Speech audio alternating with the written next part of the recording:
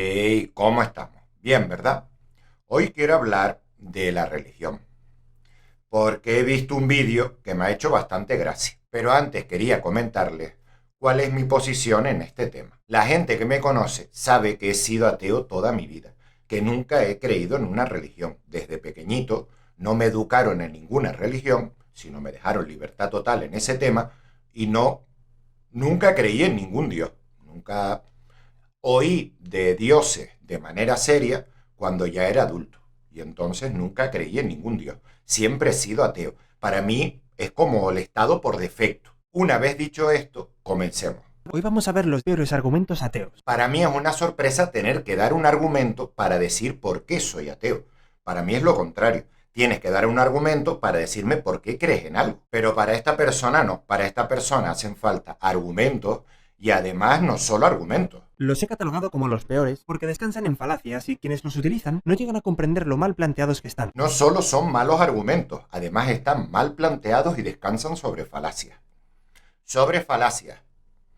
A esta gente le encanta decir eso de falacias, ¿eh? Falacia non sequitur. Falacia de falsa analogía. Falacias. Falacia hombre de paja. Falacia de petición de principio. Falacias. Falacia de falsa analogía. Falacias. Falacia hombre de paja. Falacia de falsa analogía. Falacia de generalización apresurada. Falacia genética. Falacia non sequitur. Falacia. Falacia non sequitur. Falacia de hombre de paja. Falacia de falsa analogía. Es una frase que repite mucha gente sin pensar. Cierto, lo repite mucha gente sin pensar. Se ponen a decir falacia de no sé qué, falacia de no sé cuánto, pero no siempre son esa falacia. Bueno, en tu caso casi nunca. Eso sí, avisarte que aunque yo no te diga las falacias que cometes, ni las mencione, los nombres de las falacias, los conozco. Antes de que empieces a decírmelos a mí, te agradecería que no me dijeras falacia de esto, falacia de lo otro, porque lo que hace es poner piedras en la conversación. Porque ahora me tengo que estar defendiendo de lo que tú me estás diciendo que es una falacia, que comúnmente no lo es, ya lo veremos en tu vídeo, y no estamos discutiendo sobre la conversación. Siempre he pensado que los apologistas cristianos cuando te dicen las falacias es para que te calles. Pero lo que te dice él es esto. Si eres ateo y has usado alguna vez estos argumentos, si ves que mi contraargumento es lógico, deja de usarlo. Espero de verdad que tú hagas lo mismo, tú y el resto de apologistas cristianos. O por lo menos cuando vengan a hablarme a mí, que dejen de hacer esto que estás haciendo tú. Decir cosas sin sentido y planteamientos que no tienen mucho sentido. Sobre todo lo de las falacias. Lo de las falacias es lo que más me molesta. Que estén todo el rato falacia, falacia, falacia. Pero bueno, comienza. Primero, ¿quién creó a Dios? Esto me parece un argumento estúpido. No lo he usado nunca. ¿Quién creó a Dios? Quien a ti te dé la gana. Lo que a ti te dé la gana. O sea, tú te has inventado el concepto de Dios, tú has definido cómo es Dios, por lo tanto lo crea quien a ti te dé la gana. Lo crea alguien o no lo crea nadie o nada. Si no, escucha. Esta pregunta la hacen la mayoría de ateos que quieren atacar el argumento cosmológico. Si todo necesita una causa, ¿quién creó a Dios? Pero eso es malinterpretar una de las premisas del argumento cosmológico, ya que esta no dice que todo lo que existe necesita una causa, sino que todo lo que comienza a existir necesita una causa. Como Dios no comenzó a existir, no necesita una causa. Lo que estaba diciendo, como tú ya has definido que Dios no necesita una causa, sino todo lo demás, pues ya está. Este argumento siempre me ha parecido estúpido. Resumiendo, la respuesta a quien creó a Dios es nadie, porque él, por definición, es un ser atemporal, eterno y, por lo tanto, sin causa. Tú lo has definido como te ha dado la gana, por lo tanto, lo creará o no lo creará o hará las cosas o dejará de hacer las cosas que a ti te dé la gana. Por lo que quien usa este argumento no entiende la propia definición de Dios. Lo que yo estaba diciendo. No entienden que tú ya has definido a Dios como te da la gana. Por lo tanto, no tienen ninguna oportunidad de decirte a ti lo que hace o deja de hacer Dios. Por eso este argumento no lo suelo usar. Continúa. Segundo argumento. La Biblia está llena de relatos fantasiosos, así que es un mito, por lo que el supuesto Dios que la escribió no existe. Más bien, para mí, este argumento es: la Biblia está llena de cosas que claramente son mentiras, ¿por qué me la voy a creer? Quienes utilizan esto hacen una clara falacia hombre de paja, es decir, manipulan lo que dice la Biblia para luego atacar ese argumento. Tú lo haces bastante más gracioso. Dice que es una falacia de hombre de paja. Escuchemos. Y es que la Biblia no dice que un hombre anduvo sin explicación sobre el agua o que una mujer se embarazó sola. Dice que, gracias al poder de Dios, un hombre anduvo por el agua y una virgen se embarazó. Ya lo has arreglado, totalmente. Como no es por casualidad, sino es por lo que tú crees que es Dios, ya no es falso lo que dice la Biblia. Claro, porque me diga que lo hizo Dios no lo voy a creer más. Sigue siendo un libro que me dice que resucitó un ser humano. Quien me diga el libro que lo hizo, sigue siendo imposible. No lo justifica decir que fue Dios. Eso es una estupidez. Lo que hace el ateo es quitar la figura de Dios para decir que las cosas sobrenaturales no tienen sentido. Es que las cosas sobrenaturales no tienen sentido por sí mismas. Da igual a quién se la adjudiques tú. siguen no teniendo sentido. Y lo peor es que hacen una falacia de petición de principio. Tratan de demostrar que Dios no existe partiendo de la base de que Dios no existe. No trato de demostrar que Dios no existe partiendo del... No, Dios no existe. Ahora es tu trabajo demostrar que existe. Es así. No es lo que dices ahora. Evidentemente no se puede hacer eso. O se demuestra que Dios no existe o este argumento es inválido. Tú apologista de los buenos, ¿verdad? De los buenos, bueno. De los que parece que saben discutir, pero después se saltan las normas de la discusión por el forro de los cojones. Porque tendrías que saber bastante bien que el que hace la afirmación es el que la tiene que demostrar. Y tú estás afirmando que Dios existe. Yo no afirmo que Dios exista o no exista. Yo no creo en eso. Para mí estás mintiendo. Y este no es tu primer vídeo. O sea que tú sabes perfectamente este mismo argumento que te estoy dando. Que eres tú el que debe demostrar que existe Dios. Para mí no existe, punto. No tengo que demostrarte nada. Tercer argumento, Dios no existe, al igual que los unicornios rosas invisibles. Me encanta cuando los apologistas hablan de este argumento, porque este sí lo suelo usar. Y siempre suelen hacer lo mismo que hace esta persona. Empieza con una falacia de falsa analogía, comparando dos cosas que no tienen nada que ver. Él dice que no tienen nada que ver, y punto. Él encontró diferencias, por lo tanto no tienen nada que ver. Si tú encuentras una diferencia en dos cosas que yo te compare, ya está. Mientras que el unicornio pretende ser una criatura física, contingente, Dios es un ser inmaterial, temporal, incausado. Lo que estoy comparando es que sea uno imaginario y el otro también imaginario. Son su igualdad. No es una falsa analogía mía. Es un hombre de paja tuyo, porque ese no es el argumento. Tú coges y dices que son distintos porque te da la gana. Pero en lo que se están comparando sí son iguales. Por ejemplo, aquí en España tú tienes que saber que se dice que son más diferentes que un huevo y una castaña. Y es verdad que un huevo y una castaña son muy diferentes. Pero también los dos son alimentos. Por lo tanto, te los puedo comparar si los comparo bajo alimentos. Bajo alimentos los dos son iguales. Pero tus tonterías no terminan ahí. Escuchemos lo que dices ahora. Además, los unicornios rosados invisibles no existen. Lo que es intencionalmente ficticio no existe. Lo mismo ocurre con el monstruo del espagueti volador o el dragón invisible de Carl Sagan. Lo que es intencionalmente ficticio no existe. Eso no es una manera de saber si existe o no existe, porque yo no sé las intenciones de las personas cuando me cuentan sus cosas. No puede ser una forma de diferenciar las cosas que existen que no. No, yo tengo que confiar en que esa mentira que me estás contando no es intencionalmente ficticia. Debo confiar y por eso creérmela. Esto no tiene sentido. Las cosas existen o no existen en función a sí mismas, no a lo que yo crea, piense de ellas. No hay ninguna prueba que nos lleven a pensar que los unicornios existen. ¿Se puede decir lo mismo de Dios? Para eso, el ateo debe lidiar con todos los argumentos que hay sobre la existencia de Dios. Así que, hasta que el ateo no rebata todos esos argumentos, está haciendo una falacia de falsa analogía. Los unicornios y Dios son seres que no existen. Esa es su analogía. Ninguno de esos dos seres existe. Tú dices que sí, demuéstralo. Pero antes de pasar al siguiente punto, vamos a poner un trocito aquí. Y el ateo sabe que el unicornio rosado es ficticio al usar esta comparación, ya que trata de burlarse de la existencia de Dios. Quieren burlarse de Dios. Venga, continúa. El cuarto argumento, el Dios de los agujeros. Es decir, Dios se creó para dar explicaciones a cosas que no la tenían. Tal cual. Continúa para que lo veas. Es una frase que repite mucha gente sin pensar, porque siempre que pido que me desarrollen el argumento, ni uno solo lo ha hecho. Es lo que voy a hacer ahora. Continúa. Una vez más, son muchas las falacias que están detrás de este argumento. Tienes toda la razón. Hay un montón de falacias tras tu argumento.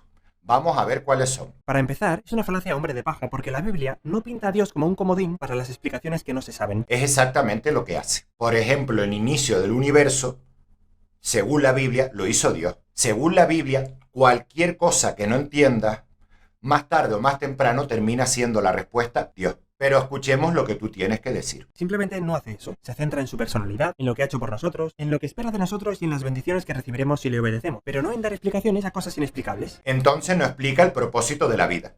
Eso no lo explica. Tu Dios es el Dios de los agujeros. Ahora tú quieres que Dios explique el propósito de la vida. Lo has sacado del inicio del universo y ahora lo colocas en el Big Bang, porque hemos descubierto el Big Bang, no gracias a Dios, pero sigues colocándolo en los agujeros de lo que no sabes.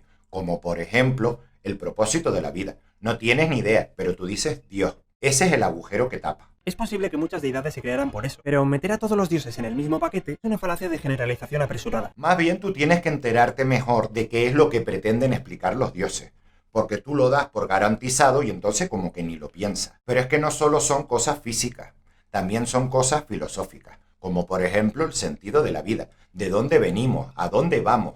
Todo ese tipo de cosas lo contestan todos los dioses, sin excepciones. Además, esto presupone que Dios y la ciencia son cosas opuestas, y nada más lejos de la realidad. Que la ciencia dé explicaciones sobre los procesos de las cosas no quiere decir que ese proceso no haya podido ser creado por Dios. La ciencia y la religión son dos cosas totalmente distintas que no tienen nada que ver. Una es una creencia y la otra es una herramienta. Asumir que Dios se creó expresamente para explicar fenómenos es desechar sin razonamientos todos los argumentos que hay a favor de Dios. Es que eso es justo lo que estamos haciendo ahora. Ver tus argumentos sobre Dios. Y por ahora dan un poco de pena. Los terminaremos de ver todos, pero por ahora dan un poco de pena. Y claramente Dios tiene la función de explicar el propósito de la vida y el sentido de la vida. Claramente. Relacionado con esto, también dicen algunos que la creencia en Dios se daba en épocas donde la gente era ignorante. Yo pienso que esto es una estupidez. ¿Por qué? Porque ahora también creemos. Hemos creído durante toda la historia de la humanidad. Hemos creído en dioses. Entonces no es porque fuéramos más ignorantes entonces o menos ignorantes ahora. Igual de ignorantes. Se ve que creer cosas está dentro de nosotros. Es como algo que necesitamos creer. Que no veo que antes fuésemos más tontos que ahora. Todo lo contrario. Bueno, todo lo contrario.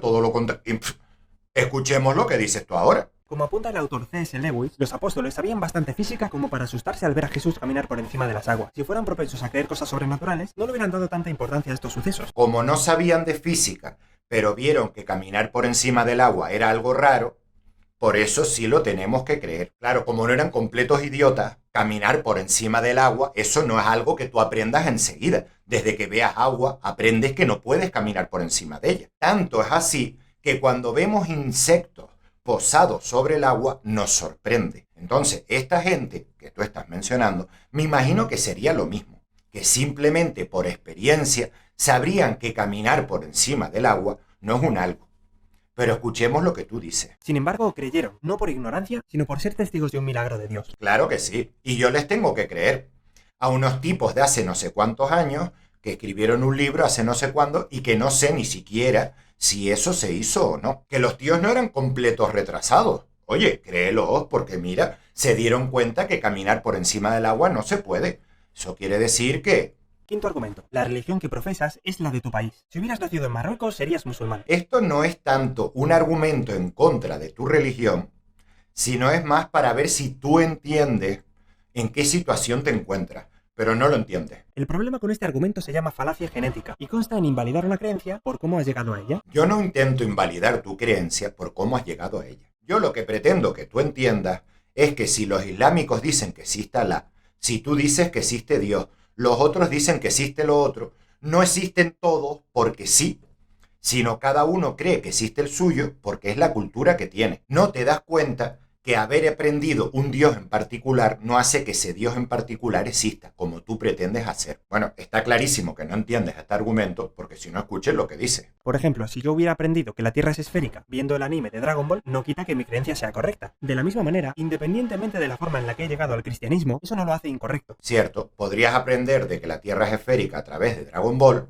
y eso no invalidaría tu creencia, ¿cierto? Pero seguiría siendo una creencia. Hasta que no compruebes la forma de la Tierra, seguiría siendo una creencia. De la misma manera que no serviría decirme que en Dragon Ball dicen que la Tierra es esférica, de la misma manera no me puedes decir, mira, aquí pone que Dios existe para demostrarme que Dios existe. No señalar un libro o una serie de dibujos animados, demostrarlo. Argumento 6. Dios, un ser inmaterial, no puede crear lo material. Esto volvemos al primer argumento.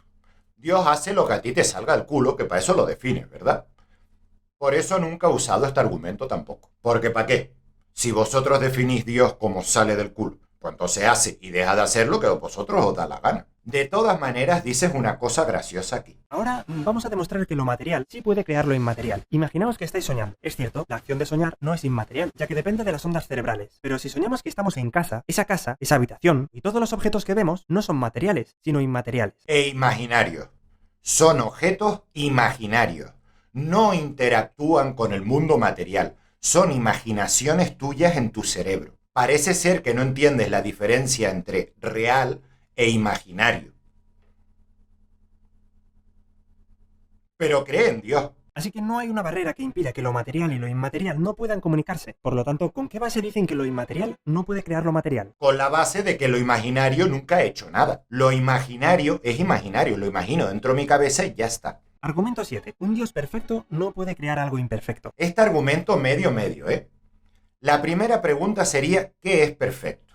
¿Qué es ser perfectos? No tenemos que volar o ser indestructibles para ser perfectos, sino ser óptimos dentro de nuestra propia naturaleza. Ser óptimos dentro de nuestra propia naturaleza.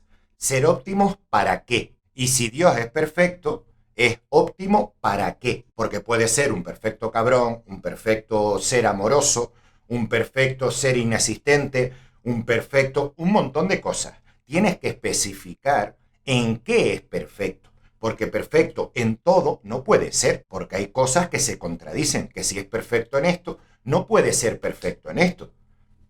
Tendrás que especificar en qué es perfecto Dios. Bueno, explicármelo tú o yo sacar mis conclusiones en base a lo que explicas. El hecho de que Dios sea perfecto no le quita el poder de decisión de hacer a su creación como le venga en gana. Primera cualidad de Dios, hace lo que le venga en gana. Perfecto. Evidentemente, también hubiera sido muy bueno que fuera todo perfecto desde el principio, pero al haber cosas perfectibles, tenía ese plus de aprendizaje, diversión y sentirse realizados. Es como jugar a los Sims con una casa y trabajo perfectos desde el principio. ¿Dónde está la gracia? ¿Dónde está la gracia para ti, jugador, en que esos pobres Sims vivan una vida perfecta? En ninguna parte. Para ti, jugador, que esos Sims lo pasen bien y mal es parte de la diversión. Pero es que nosotros, en tu ejemplo, somos los Sims. No somos el jugador. El jugador es Dios. Según tus propias palabras, Dios hace entretenida nuestra vida para Él divertirse y no aburrirse. Porque perfectamente, si a esos Sims les diese una vida perfecta durante todo el rato, ellos no se quejarían. No podrían porque no saben que están viviendo una vida perfecta todo el rato. Para ellos todo estupendo. Sin embargo, para el jugador es para el que es aburrido. La creación no es parte de Dios, por lo que no está obligada a ser perfecta. Así que no hay una relación directa con el hecho de que Dios sea perfecto con que su creación sea perfecta. Para poder decir si algo es perfecto o no, tiene que opinar un ser humano. Es lo que no entendéis vosotros de perfecto. Que no puedes decir Dios es perfecto y no especificar para quién y para qué. Porque va dentro de la misma definición de perfecto. Pero esto tú no lo haces, ¿verdad? El hecho de que acabemos muriendo no es cosa de Dios, sino del pecado de Adán y Eva. Dios nos creó perfectos. Nos creó perfectos para fallar al principio y así tener una partida de los Sims entretenida. Perfecto. Y con referencia a los desastres naturales, las enfermedades y todas las cosas malas, ¿son obra de Dios? La Biblia dice que no, así que no se le puede atribuir como su creación. Lo creó todo. El tiempo y el espacio incluidos. Todo. Pero los desastres naturales no, porque lo dice la Biblia. La creación de Dios depende exclusivamente de Él. Según tú, no. No depende de Él. Hay cosas que no. Lo dice la Biblia. No te contradigas. De hecho, la gran mayoría de cosas malas son culpa de las acciones de los propios humanos. Según la Biblia, Dios hizo perfectos a los humanos. Es como jugar a los Sims con una casa y trabajo perfectos desde el principio. ¿Dónde está la gracia? Ese ser perfecto me está gustando. Creó una partida perfecta de los Sims. Eterna, le dura para siempre, lo tiene entretenido. Perfecto. Hombre, para nosotros no tanto, que somos los que sufrimos todo esto. Pero bueno, para él, perfecto. Está claro que para él, perfecto. Oye, buen argumento, ¿eh? Buen argumento. Lo que dice la Biblia es que Dios creó el mundo y a nosotros para que podamos disfrutar de una felicidad parecida a la suya. Es como un pintor. No pinta su cuadro por necesidad, sino porque le agrada que los demás disfruten con su obra. Es que él quería que esas personas que han muerto por desastres naturales y han tenido vidas horribles disfruten de lo mismo que él. Ahora no es una partida de los Sims, ahora es un artista. Un artista del dolor y el sufrimiento, por lo visto. Octavo, Dios estuvo sin hacer nada antes de crear el universo. Mi vida ha dicho esto. Me parece un poco estúpido que digan que Dios creó el tiempo. ¿Cómo algo está fuera del tiempo? ¿Cómo?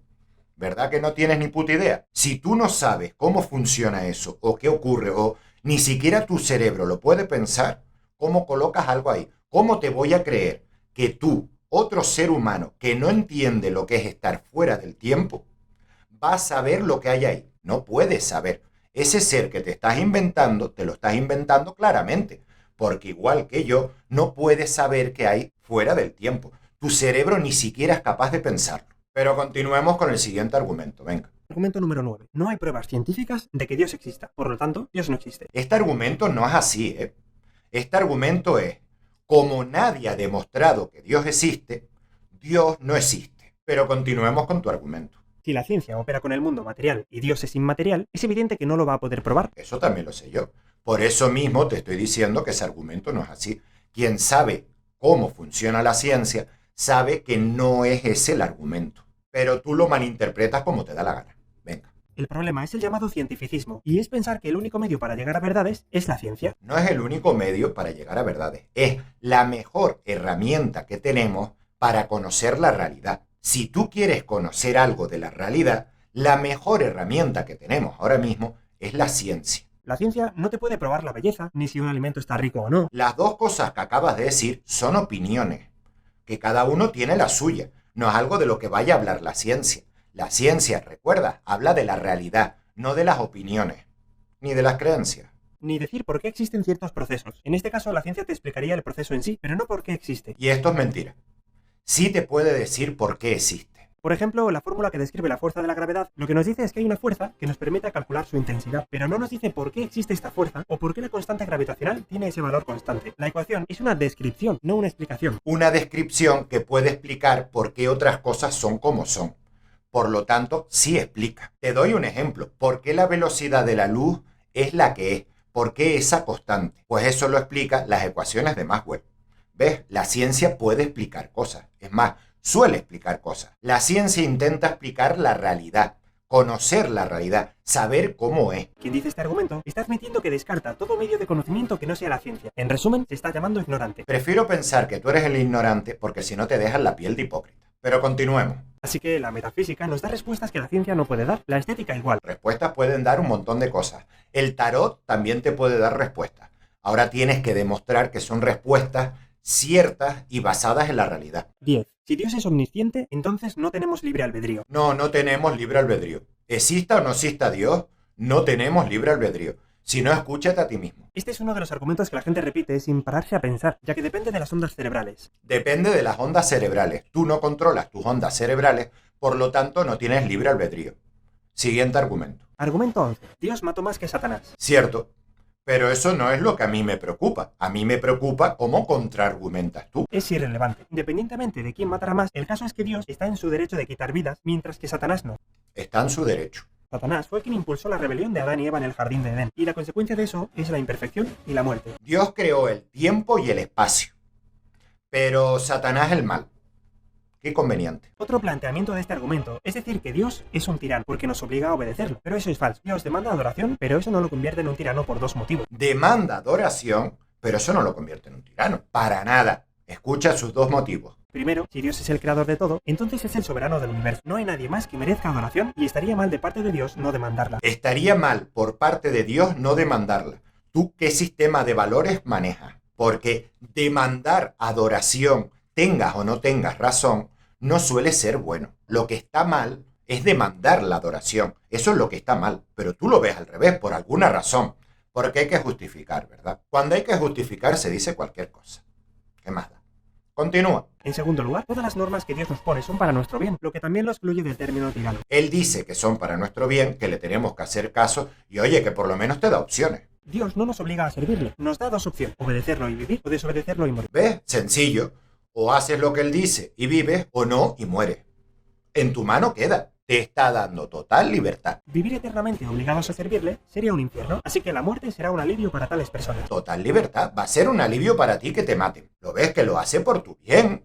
Te mata por tu bien, para que no tengas que aguantarlo.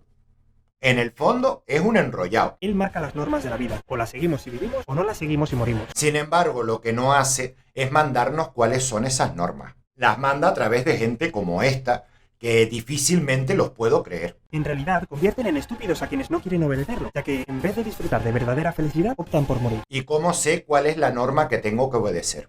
La que tú me dices, o la que me dicen los islámicos, o la que me dicen otros cristianos. ¿Cuál es la norma que tengo que obedecer? Eso lo ves en tu interior. Pues en mi interior lo que estoy viendo es que Dios no existe y que todo esto son chorradas. En resumen, Dios nos ha dado la vida, nos da las mejores normas para vivir y si las obedecemos nos promete vivir para siempre. No nos ha dado nada de eso. Como mucho, nos ha dado un libro en el que no puedo creer porque está lleno de errores, de mentiras y de cosas que claramente no pueden ser. Y gente como tú que suenan a mentirosos y a hipócritas. Pero suenan, Solo eso, suenan. A cascarla.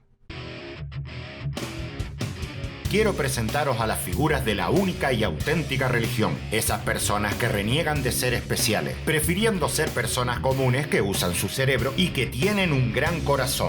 Un corazón que les permitirá entrar en el reino de papá por la puerta grande. ¿Qué hace falta para entrar en esta increíble familia? Pues puedes empezar por pulsar esa manita arriba, suscribirte al canal y dejar tu comentario. No necesariamente en ese orden, pero sí es necesario que hagas las 3. Venga, vamos, no es tan difícil. Es mucho más fácil que las penitencias de cualquier otra religión. Puedes seguirme también en mis otros canales y redes sociales, que encontrarás en la descripción. Además, si te sientes especialmente generoso, puedes ayudar a tu amado líder con una suculenta donación, o no tan suculenta. Todo depende de tus ganas de donar, el dinero del que dispongas y cuánto tardes en pulsar en ese enlace de la descripción que te dirija a mi Patreon. Vamos, ¿a qué esperas? ¿Acaso no quieres ir al paraíso? ¿No quieres tener esa vida después de la muerte que siempre deseaste? Ahora es el momento. Tu amado líder te llama.